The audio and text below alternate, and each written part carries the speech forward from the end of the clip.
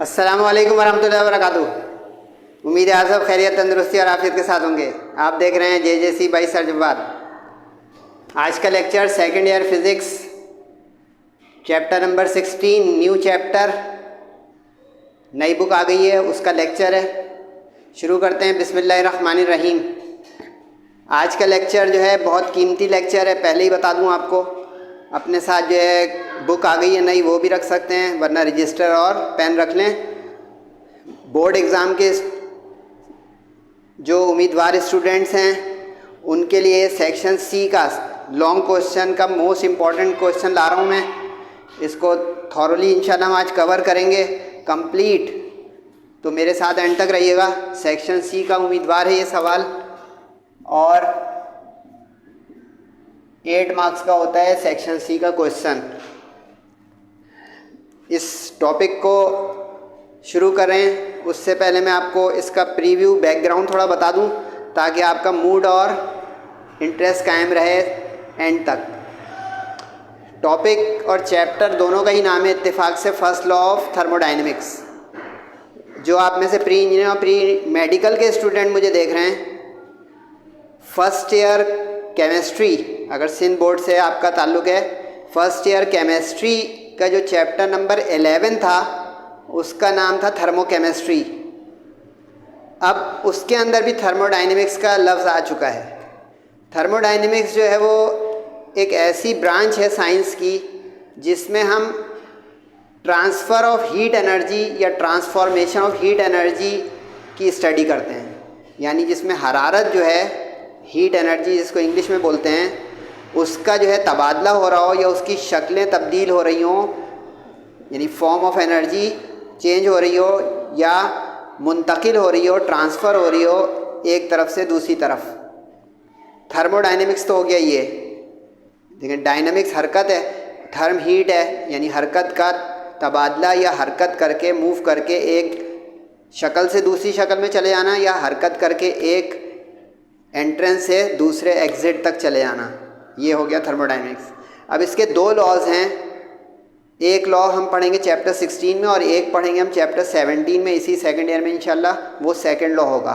First law जो है ये law of conservation of energy की एक फॉर्म है। फर्स्ट लॉ ऑफ थर्मोडायनेमिक्स जो है वो law of conservation of energy की एक शक्ल है। इस चीज़ को आपको ध्यान में रखना है। अब law of conservation of energy क्या है? Law of conservation of energy है कि energy can be transform from one form to another but the total amount of energy is always conserved. कुछ टीचर बोल देंगे कि energy can neither be created nor be destroyed. ये वाली statement जो है इसमें थोड़ा सा इशू है, तो ये वाली मत याद कीजिएगा। दूसरी आपके पास आनी चाहिए कि टोटल एनर्जी इज़ कंजर्व्ड, यानी energy can be transform from one form to another but the total amount of energy, total energy of the system is conserved before and after transformation. यानी तब्दीली से पहले और तब्दीली के बाद टोटल एनर्जी जो है वो कंजर्व रहती है, लेकिन वो शक्ल बदल सकती है। कोशिश करें कि सिर्फ तस्वीर ना खींचें, लेक्चर के तौर पे लें तो बहुत फ़ायदा हो सकता है, इस सेंस में भी कि कंप्लीट लेक्चर प्लस आप नोट्स भी मंगा लें PDF इसमें से, न्यू बुक के नोट्स। अब first law of thermodynamics. First law of thermodynamics जो है एक मैथमेटिकल लॉ है। ये फॉर्मूला आप गौर करें, इसी पे पूरी कहानी चलेगी आज की। Delta U is equal to delta Q minus delta W। इन सिंबल्स को बहुत सही से रिकॉग्नाइज और फैमिलियराइज करें। इस सिस्टम को देखें आप, ये जो डायग्राम बनी हुई है। पहले ये बता दूं सिस्टम क्या है। सिस्टम अंडर कंसिडरेशन होता है, ऑब्जर्वेशन, एग्जामिनेशन होता है, जो भी चीज़ हम स्टडी कर रहे हो। अब ये एक थर्मोडायनेमिक सिस्टम है। थर्मोडायनेमिक सिस्टम क्या होता है बेटा? थर्मोडायनेमिक सिस्टम, थर्मोडायनेमिक सिस्टम वो होता है जिसमें हम आमतौर पे एक गैस ले लेते हैं, सिलेंडर में पिस्टन के साथ उसको एनक्लोज कर देते हैं। जो इसकी वॉल्स होती हैं और पिस्टन होता है, ये इंसुलेटिंग होते हैं और जो बॉटम होता है इसका, इस सिलेंडर का, वो आमतौर पे कंडक्टिंग होता है। ये जो मैंने बात बताई ये बहुत कीमती है, क्योंकि ये तमाम इसके जो प्रोसेसेस भी हम पढ़ेंगे आज की क्लास में इंशाल्लाह, उन सब में ये बात कॉमन रहेगी। समझ गए क्या चीज़ बात कॉमन रहेगी? कि a cylinder, a close cylinder provided with a piston, a gas is enclosed in it, bottom is conducting so that heat can enter or leave through base only, walls are non-conducting यानी insulating so that no heat can enter or leave across the walls, as well as piston is insulating so that no heat can enter or leave across the piston। ठीक हो गया यहाँ तक? अब ये law mathematical क्या कह रहा था? ये कह रहा था कि जब हम किसी सिस्टम को, थर्मोडायनेमिक सिस्टम को, लाइक गैस कंटेनिंग सिस्टम, अगर इसको हम हीट प्रोवाइड करें, यानी ये हमने बॉटम से इसको हीट दी, गर्मी दी, हरारत दी, तो ये हीट जो है इस सिस्टम में दाखिल होगी तो मॉलिक्यूल्स को एनर्जेटिक कर कर उसकी इंटरनल एनर्जी बढ़ाएगी। इंटरनल एनर्जी क्या है ये भी सामने नज़र आ रहा होगा, फिर भी बता दूंगा अभी। इंटरनल एनर्जी बढ़ेगी तो क्या होगा? दीवारों को धक्का पुश मारेगी जो है गैस या उसके मॉलिक्यूल्स, मजबूत है तोड़ नहीं सकती। पिस्टन को ऊपर जो है धक्का मारेगी, अब तोड़ तो नहीं सकती लेकिन पिस्टन मूवेबल है तो उसको पुश कर देगी प्रेशर और फोर्स की बुनियाद पर। यहाँ पे हुआ वर्क डन, क्योंकि हमने फिजिक्स में पढ़ा हुआ है बचपन में कि फोर्स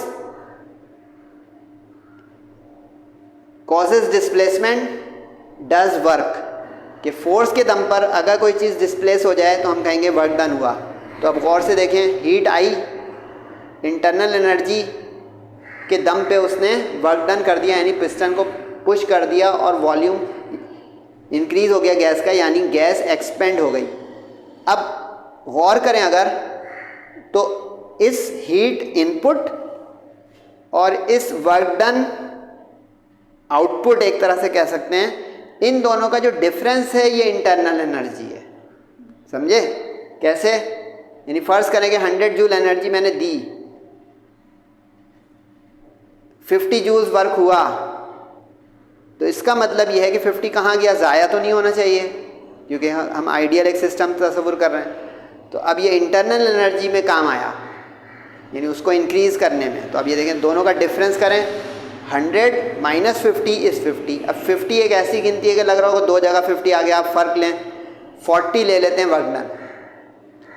अब वैसे इसके न्यूमेरिकल भी हैं, समझाने के लिए, कॉन्सेप्ट के लिए करने के लिए बोल रहा हूँ। 100 ले लें, ये 40 ले लें।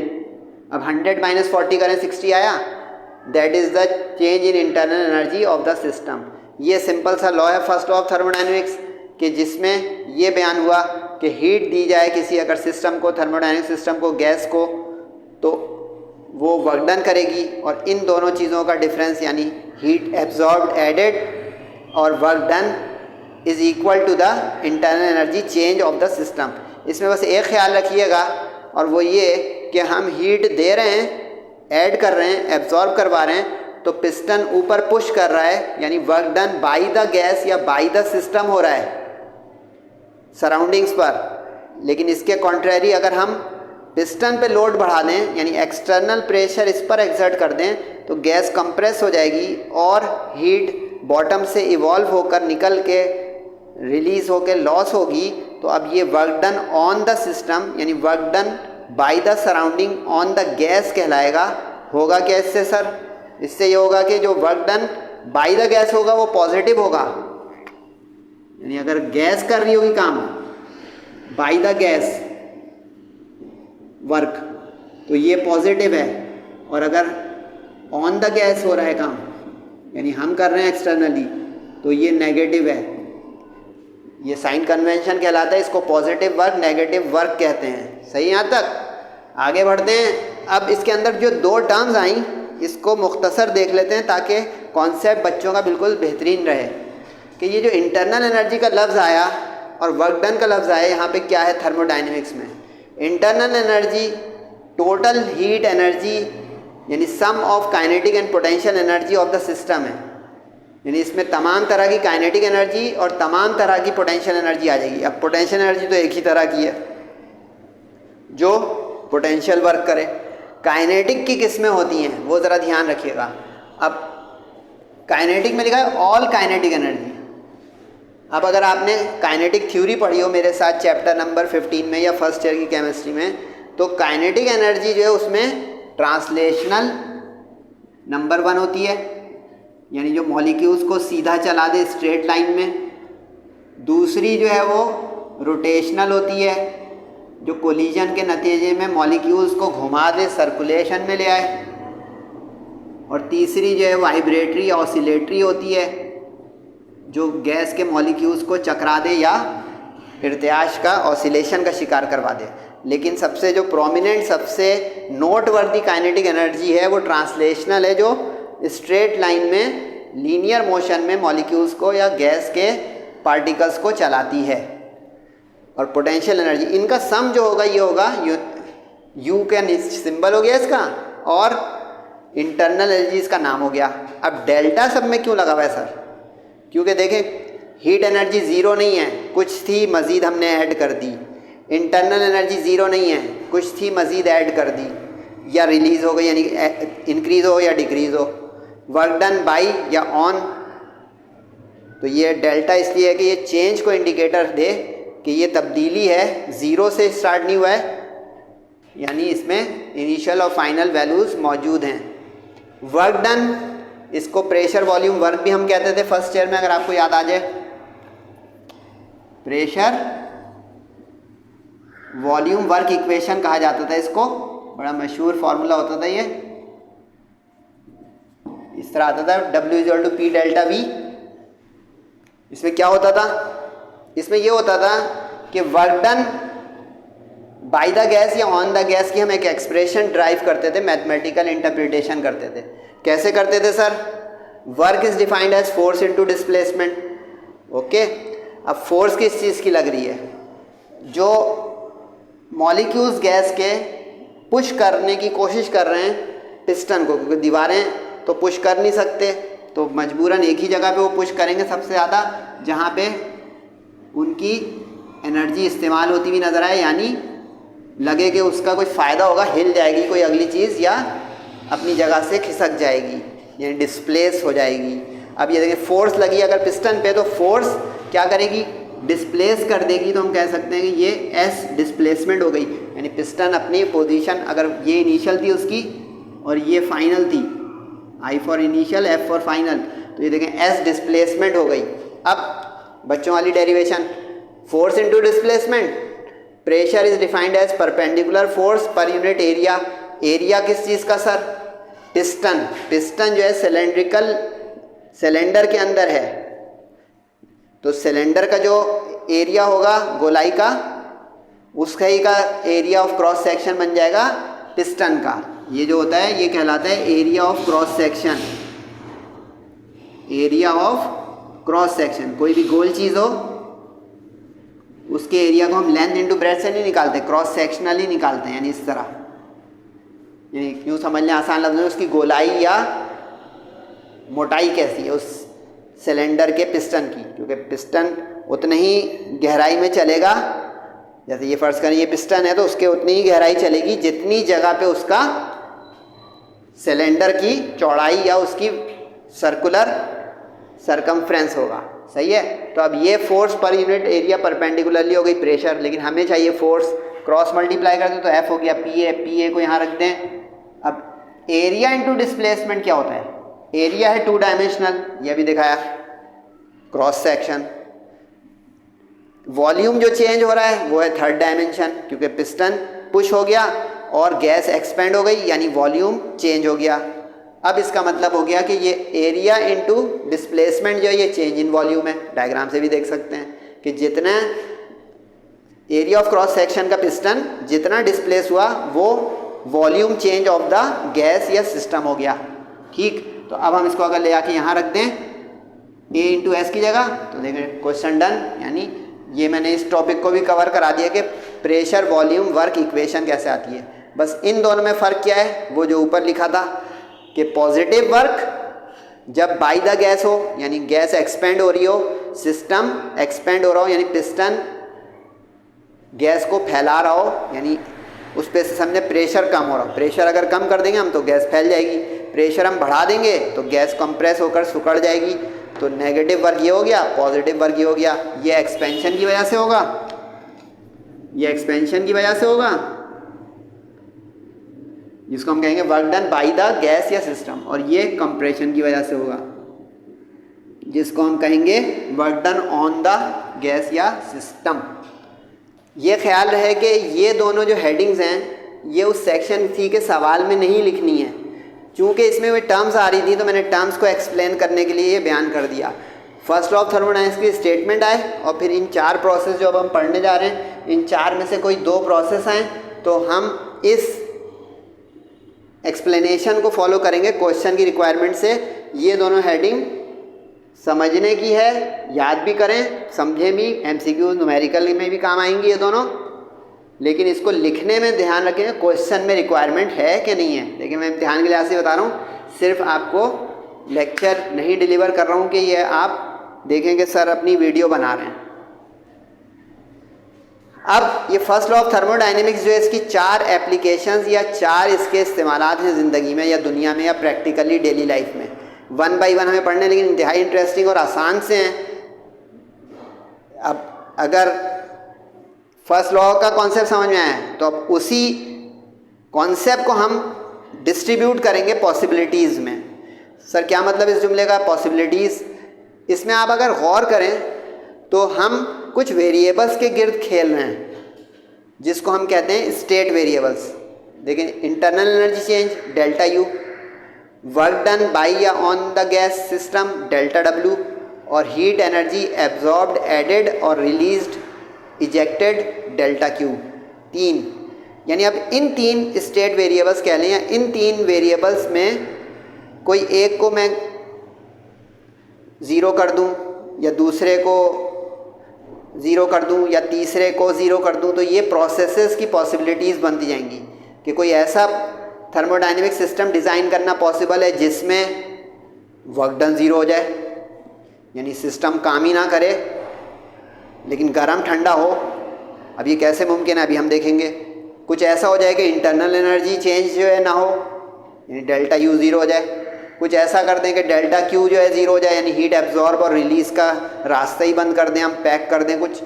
तो इस तरह 1 बाय 1 कांस्टेंट लेने से या condition special condition scenario develop करने से हम कहेंगे कि ये एप्लीकेशंस ऑफ थर्मोडायनामिक्स हैं।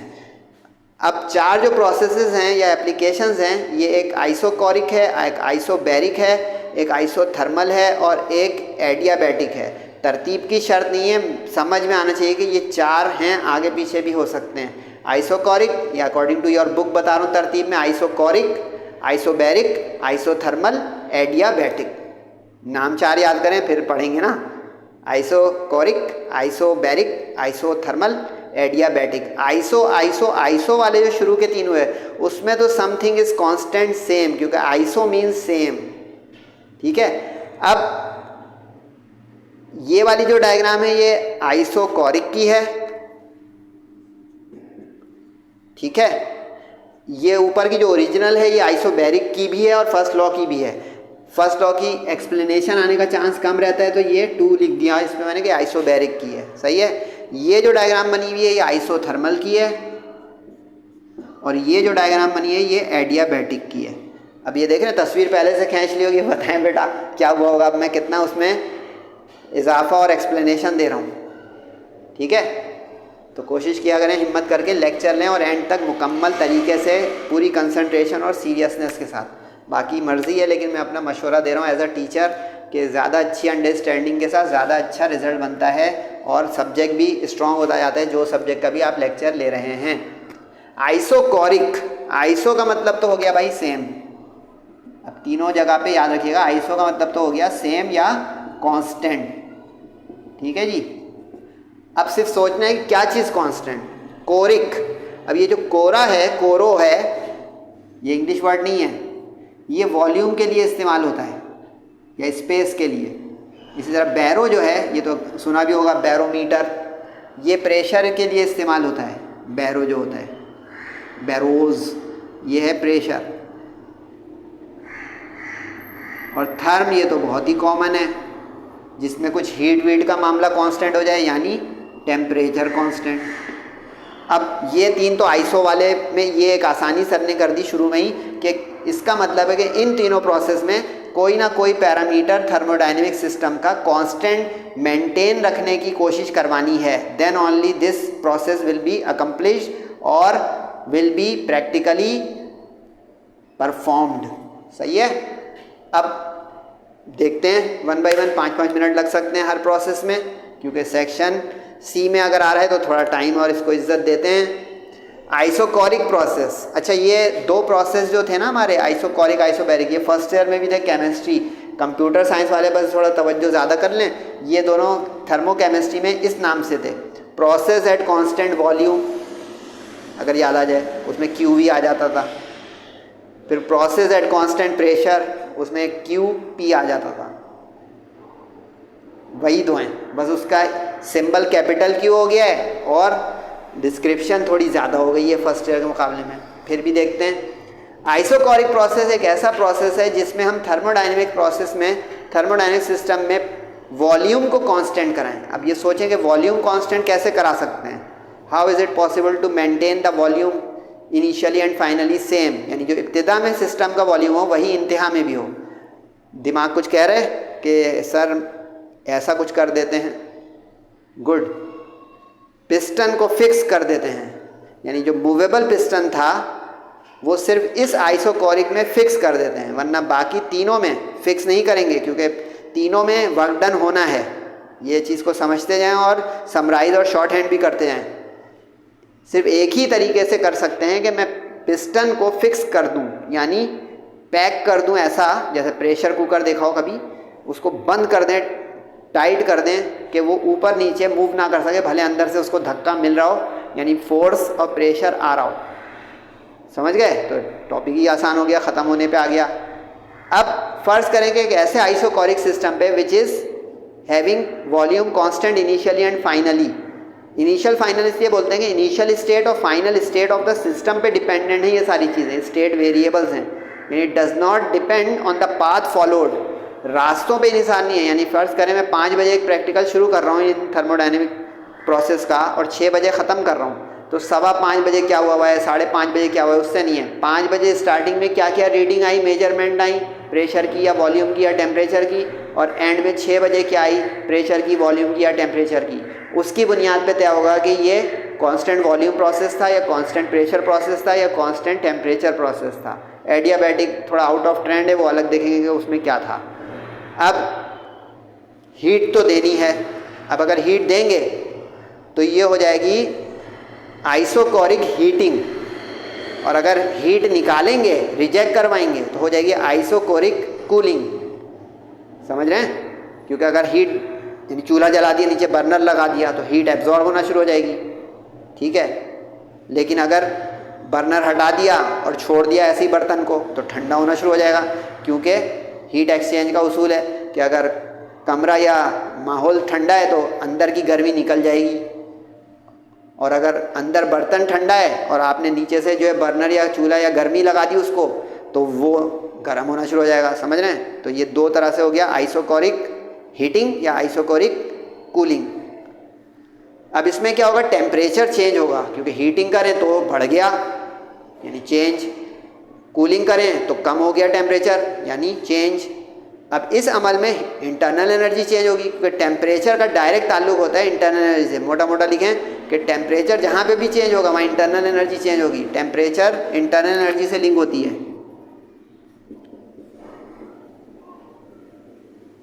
क्योंकि टेम्परेचर सबसे पहले जाकर मॉलिक्यूल्स को गर्म और एनर्जेटिक करता है। याद रहा, मॉलिक्यूल्स की एनर्जेटिक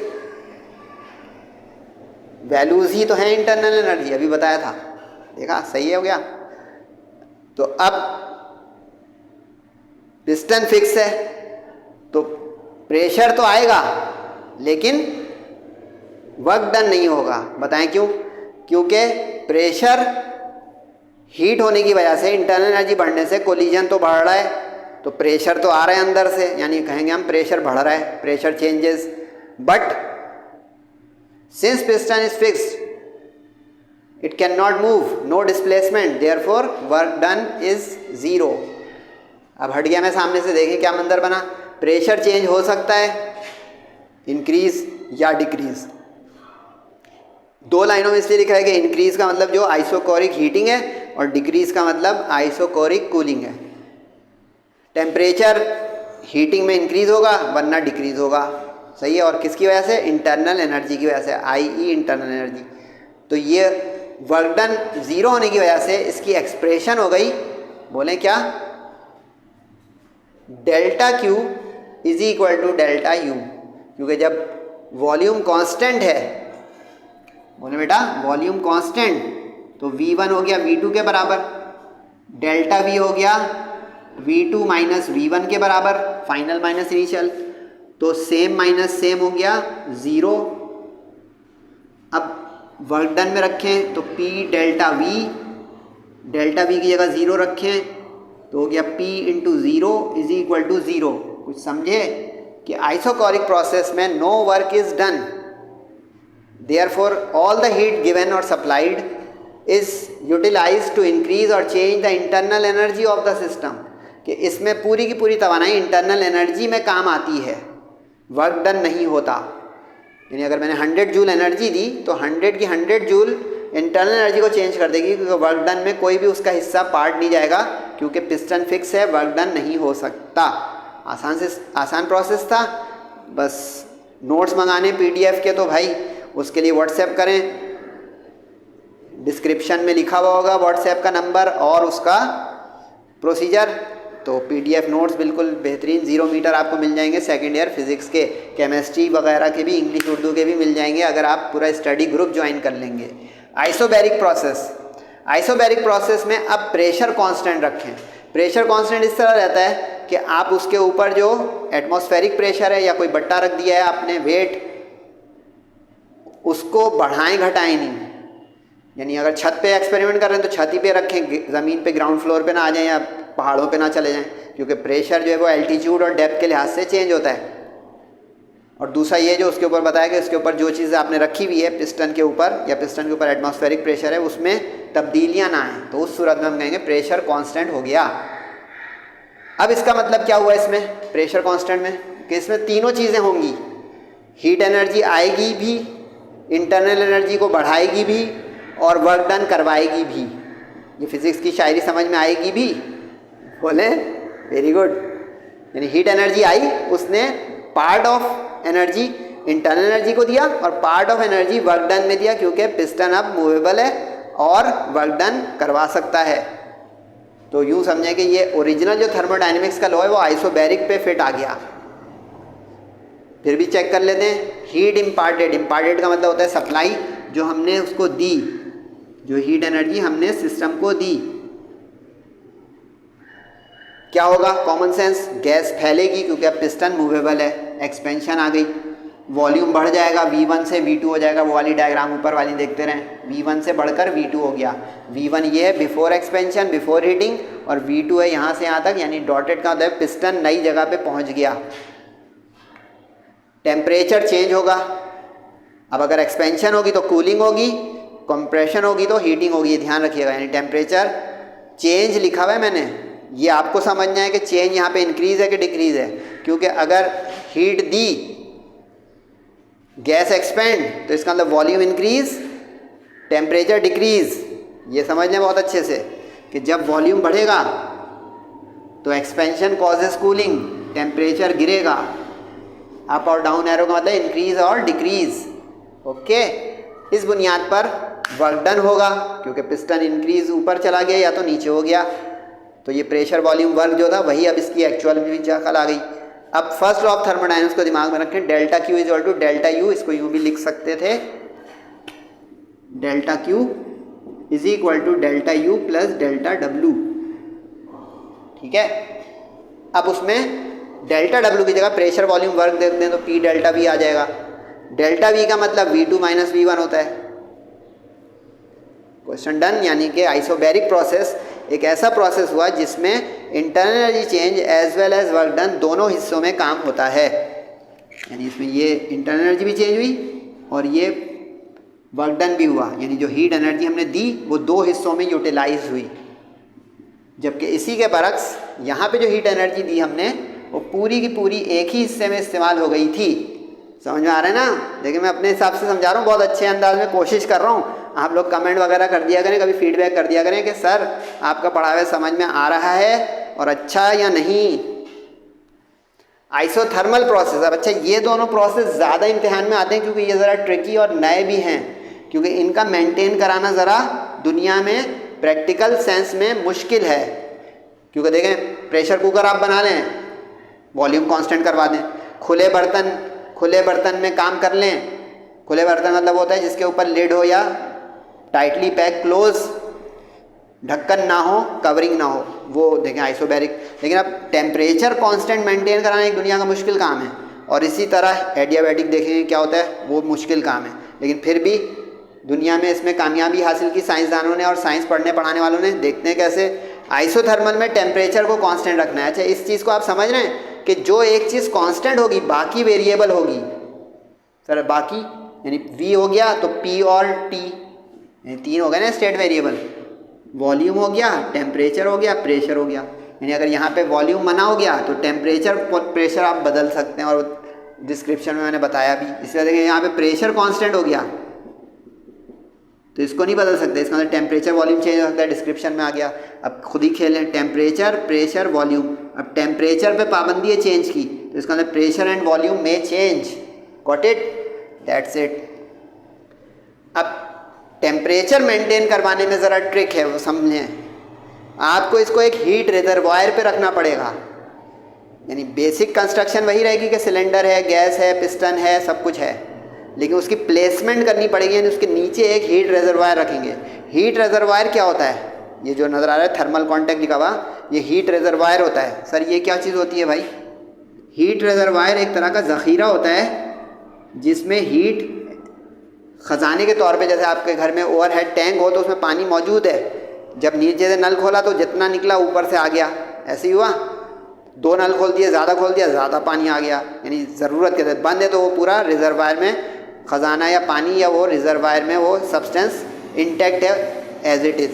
तो हीट रिजर्वायर हीट का ख़जाना है। यानी गरम गरम कोई अंगीठी हो, उसके ऊपर आप कुछ रख दें तो क्या होगा? अंदर से कोई चीज़ खा रहे हैं, निकाल रहे हैं, ढक्कन खोल रहे हैं, कुछ ठंडा हो रहा है, वो दोबारा से अंदर से हीट आ रही है। चूल्हा नहीं जल रहा है, अंगीठी जो बोला उसको समझें, यानी जिसमें कोई गर्मी और हरारत वाली चीज़ हो। ओके, तो अब इसको हीट रिजर्वायर पर रख दें। इसका फ़ायदा क्या होगा सर? इसमें लॉ ऑफ हीट एक्सचेंज आएगा। जैसे ही हम गैस को एक्सपेंशन की इजाज़त देंगे, यानी पिस्टन पे से प्रेशर या लोड हल्का सा हटाएंगे तो गैस एक्सपेंड होगी। सोच रहे हैं? एक्सपेंशन कॉजेज कूलिंग, इतनी बार बता दिया। ठंडक का एहसास होगा। सर ये तो टॉपिक ही ख़राब हो गया। आइसोथर्मल में तो आप कह रहे हैं कि टेम्परेचर कांस्टेंट रखना है, तो अभी बेटा क्या बोला था? 5-6 बजे वाला पूरा लेक्चर सुने। दरमियान में ठंडक हुई है, एंड में हम मेंटेन करवा लेंगे इस हीट रिजर्वायर के जो है कर्टिसी। कैसे सर? क्योंकि जितनी ठंडक आएगी यानी कूलिंग होगी, यानी gas cool down, equivalent amount of heat is conducted, जिसको हम कहते हैं लॉ ऑफ हीट एक्सचेंज। यानी जितनी लॉस हुई उतनी ही उस रिजर्वायर ने इनलेट दे दी, और so that initial and final temperature is maintained. ये देखिए यहाँ पे T1 को T2 मैंने नहीं किया, T1 मेंटेन है, जबकि इसमें देखें T1 से T2 दिखा रहा हूँ, यानी इसमें टेम्परेचर चेंज हो रहा है, इसमें नहीं चेंज हुआ इनिशियली एंड फाइनली। लेकिन अब ये होगा कैसे? होगा ऐसे कि इसमें इंटरनल एनर्जी इनिशियल और फाइनल कांस्टेंट हो जाएगी, ज़ीरो सेम डिफरेंस आ जाएगा। क्यों? क्योंकि टेम्परेचर, देखिए अभी के अभी मैं बता रहा हूँ, अभी के अभी आप बोल रहे हैं ऐसा नहीं करें यार, कि temperature directly affects the internal energy if temperature is maintained initially and finally. Therefore बोलें internal energy does not change of the system. समझे? गुड। अब इसमें जो सबसे अहम बारीकी है, जो MCQs एप्टीट्यूड में भी आ सकती है, कि ये अमल आपको बहुत स्लो करना है। इन दोनों में ये शर्त नहीं है, वेरी वेरी स्लोली। सोचे क्यों? क्योंकि जितना आहिस्ता आप लोड हटाएंगे पिस्टन पे से, तो बहुत स्लोली टेम्परेचर फॉल डाउन होकर कूलिंग आएगी, तो ग्रेजुअली हीट एब्जॉर्ब हो जाएगी और टेम्परेचर मेंटेन हो जाएगा। आप एकदम से गैस की एक्सपेंशन कर दें, यानी सडन एक्सपेंशन, तो एकदम ठंडी हो जाएगी। और अब हम जानते हैं एकदम ठंडक को गर्म और एकदम गर्म को ठंडा नहीं किया जा सकता। यानी फ़र्ज़ करें एक बहुत कमरा गर्म है, आप एसी चला दें बिल्कुल 16 पे भी, फ़ौरन ठंडक होगी नहीं होगी ना, टाइम लगेगा। समझे इस बात को? ये अगर समझ गए तो ये समझ गए कि why isothermal process should be carried out very slowly so that the slow expansion causes gradual cooling so that heat reservoir injects the equivalent amount gradually, वरना इसकी फिजिबिलिटी और इस प्रोसेस को कंडक्ट करवाना इम्पॉसिबिलिटी या रॉन्ग रिजल्ट की तरफ ले जाएगा। समझे? That's it. तो ये एक बारीकी आ गई। बाकी तो फिर आसान है कि टेम्परेचर मेंटेन रहेगा, प्रेशर चेंज हो सकता है। क्यों? क्योंकि पिस्टन आगे पीछे हुआ तो प्रेशर चेंज हुआ, उसकी वजह से वॉल्यूम चेंज हुआ। यही लिखा था कि वॉल्यूम में चेंज, प्रेशर में change, but temperature is constant. वक्ती तौर पे कूलिंग हुई है, उस दौरान से हमें मतलब नहीं है, क्योंकि ये इंटरमीडिएट पाथ्स हैं, इंटरमीडिएट स्टेप्स हैं। इनिशियली जितना टेम्परेचर था एंड में उतना ही रह गया, courtesy the thermal contact between the heat reservoir, it gives equivalent amount of energy to the system and maintains the temperature at initial value. समझ में आ रहे हैं? मज़ेदार लेक्चर चल रहे हैं। अब इसमें होगा क्या? इसमें ये होगा कि चूँकि टेम्परेचर कांस्टेंट हुआ तो इंटरनल एनर्जी ज़ीरो हो जाएगी, चेंज। ठीक है, अब उस फॉर्मूले में डेल्टा यू को ज़ीरो रख दें तो देखें डेल्टा डब्ल्यू के बराबर आ गया। लेकिन इसमें वर्क डन, अभी तो मैंने ये कहा कि फ़र्ज़ करें कि एक्सपेंशन की इजाज़त दे रहा हूँ गैस को, पिस्टन पे से लोड हटा के उल्टा भी तो कर सकते हैं। पिस्टन पे हम वज़न बढ़ा दें, एक्सटर्नल एटमॉस्फेयर या सराउंडिंग का प्रेशर डाल दें, तो क्या होगा? कंप्रेस हो जाएगी, टेम्परेचर राइज होगा वक्ती तौर पे, लेकिन वो अब इस कॉन्टैक्ट में रिलीज़ हो जाएगी गैस में से गर्मी, तो हम कहेंगे ये आइसोथर्मल कॉम्प्रेशन हो रहा है। तो इसमें देखें माइनस आ गया, माइनस कॉम्प्रेशन कि वर्क डन ऑन, जो शुरू में बताया था पॉजिटिव नेगेटिव वर्क का कॉन्सेप्ट। देखिए पूरा लिंक लेक्चर है, तरीके से लेंगे 1.25 घंटे तक, तो मेरा ख्याल है कि ये लेक्चर लेते लेते ही आपके सारे कॉन्सेप्ट क्लियर हो जाएंगे। कहेंगे बस सब सिर्फ लर्निंग रह गई है कि इसको इस तरीके से नोक पलक संवार के नोट्स में से याद कर लें एग्ज़ाम के पॉइंट ऑफ व्यू से। एडियाबैटिक, ये जो एडियाबैटोज है, ये लफ्ज़ एडियाबैटोज, इसका मतलब होता है नॉन पासेबल। एडियाबैटोज इसका मतलब है नॉट पासेबल, यानी जो पास ना हो सके, वो फेल पास वाला नहीं। अल्लाह ना करे कोई पास हो, सब माशाल्लाह जो है जेजेसी से पढ़ के, बाकी टीचरों से पढ़ के ए और A1 ग्रेड लाएं भाई, आगे आपकी यूनिवर्सिटी और आगे ज़िंदगी का कैरियर है माशाल्लाह। ये वो वाला पास है, गुज़रना। यानी अब इसमें या तो एकदम परफेक्ट इंसुलेटर पे रख दें, जैसे किसी रबर पे रख दें, ड्राई वुड पे रख दें, कॉर्क पे रख दें, एस्बेस्टॉस पे रख दें। ये रेड जो किया ये इंसुलेटर, क्योंकि इंसुलेटिंग मटेरियल हीट को पास होने देगा नहीं, यानी कि अक्रॉस द बॉटम आने ना देगा ना जाने देगा, पाबंदी हो गई, तो डेल्टा क्यू ज़ीरो हो गया। एक तो ये तरीका है। दूसरा तरीका ये है कि इसको आप बिल्कुल इंसुलेट कर दें, लेकिन ये मुश्किल है क्योंकि पूरा इंसुलेटिंग सिस्टम बनाना मुश्किल है। तो हम एक इंसुलेटर पर रख दें, वो निस्बतन आसान है। पॉइंट समझे? अब इसमें हीट नहीं आएगी तो समझ लेंगे उसमें डेल्टा क्यू ज़ीरो हो जाएगा। डेल्टा क्यू ज़ीरो हो जाएगा तो बाकी जो बचेगा वो हमारा रिजल्ट हो जाएगा। चेक कर लें ज़रा जल्दी से। नो हीट एंटर्स और लीव द सिस्टम। ठीक है, अब इसके तरीके दो हैं, या तो परफेक्टली इंसुलेटिंग सिलेंडर बनाएं, जो कि मुश्किल है थोड़ा, तो इसलिए बेहतर क्या है, इसको हम सराउंड कर दें किसी थिक लेयर इंसुलेटिंग मटेरियल के, जो कि एस्बेस्टॉस हो सकता है। अगर आप कहें वाटर कूलर, इस तरह की चीज़ें, एस्बेस्टॉस एक लाइनिंग होती है फोम जैसी जो इंसुलेट कर देती है ठंडे गर्म को इधर उधर होने से। कभी कूलर की दीवारें तोड़ दें, वाटर कूलर जो होता है, तो उसमें से एक देखा होगा फोम जैसा, वो एस्बेस्टॉस होता है। ड्राई वुड खुश्क होनी चाहिए, क्योंकि गीलापन आ गया तो उसके अंदर भी हीट की कंडक्शन आ जाएगी। कॉर्क जो बॉटल्स वगैरह में होता है, वो बिल्कुल गर्म ठंडे को और रिएक्शन को आगे पीछे रोकता है। या प्रोसेस को बहुत बहुत रैपिडली करें। अब ज़रा ये याद कीजिएगा, isothermal very slowly, adiabatic very rapidly, यानी यू ऐसे पिस्टन को ऊपर नीचे करने की इजाज़त देनी होगी आपको प्रेशर रिलीज़ या इंक्रीज़ की बुनियाद पर। सर क्यों? आप पहले बताएं। मैं कहा सर क्यों, तो आप सर हो गए ना। बोले इसलिए बेटा कि heat requires finite time, heat की मुंतकली के लिए फाइनाइट वक्त चाहिए होता है, जैसा अभी पीछे दिखाया था। अब फाइनाइट से मुराद क्या है, जो मेजर हो सके, क्योंकि जब आपने इंतहाई रैपिड जो है इसको इंक्रीज डिक्रीज किया प्रेशर को, तो हीट कंडक्शन का टाइम ही नहीं मिला, यानी इसको कहें इनफिनाइटली स्मॉल। इनफाइनाइट होता है ना, उसके आगे SLY लिख दें, इनफाइनाइटली स्मॉल, जैसे एक्सट्रीमली होता है ना इनफाइनाइटली, यानी इंतहाई से ज़्यादा छोटा वक्त मिला उतने देर में तो हीट कंडक्ट हो ही नहीं सकती, उसको टाइम और लम्हा चाहिए होता है। तो ये इसकी वजह है वेरी रैपिडली, के सो that heat can not enter और लीव। अब इसमें भी दो तरह का काम हो सकता है।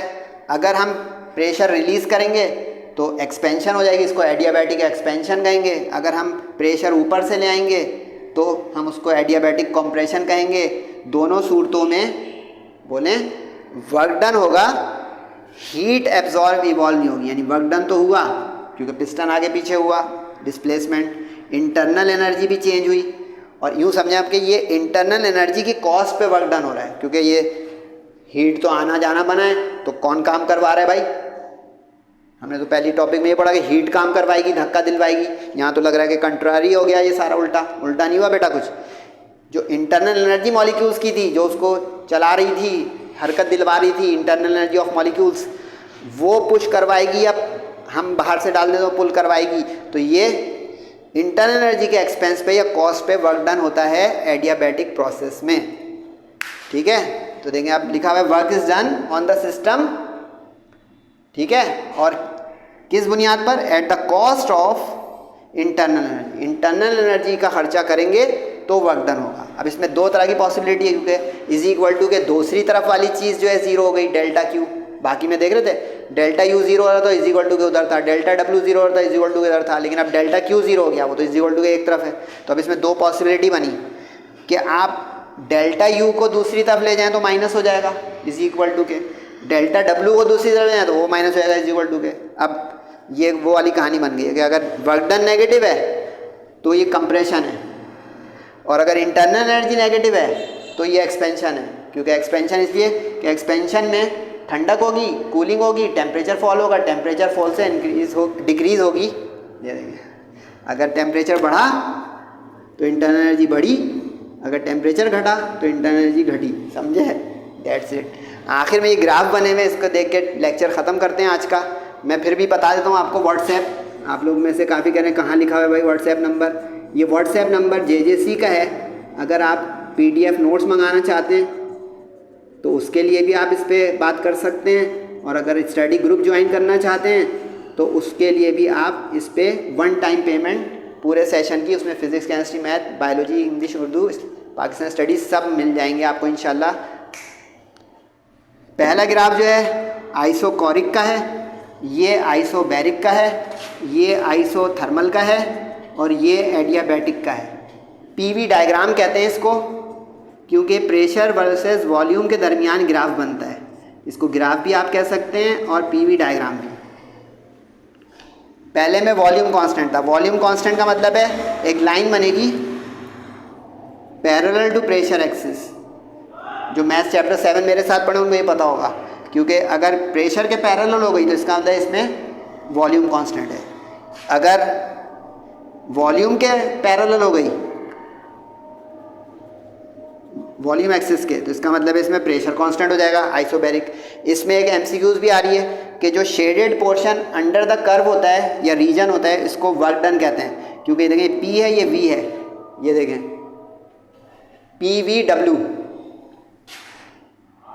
Pressure, volume, work. Shaded portion gives the work. कैसा इंटरेस्टिंग, मज़ेदार। ये आइसोथर्मल कर्व है, थर्म यानी ये बॉयज़ लॉइस में लग जाएगा। ये भी एक चीज़ आ गई आपके पास, जिसके अंदर टेम्परेचर कांस्टेंट होता है। और बॉयज़ लॉ किसमें लगेगा, जल्दी से बताएं? इसमें लगा चार्ल्स लॉ, किसमें लगेगा? चार्ल्स लॉ, जिसमें वॉल्यूम और टेम्परेचर होता है, प्रेशर कांस्टेंट, इसमें चार्ल्स लॉ लग जाएगा। ये भी देखें MCQs एप्टीट्यूड की तैयारी। इसमें देखें टेम्परेचर रिमेंस कांस्टेंट और इसमें टेम्परेचर में चेंज, तो दोनों का कर्व एक जैसा लगेगा आपको, आइसोथर्मल का और एडियाबैटिक का। फ़र्क ये होगा स्टीपर का, ये स्टीपर ज़्यादा होगा। रीज़न इसमें टेम्परेचर चेंज हो सकता है, और ये लेस स्टीपर होगा क्योंकि इसमें टेम्परेचर कांस्टेंट रहता है, जबकि ग्राफ हम बना रहे हैं PV के दरमियान।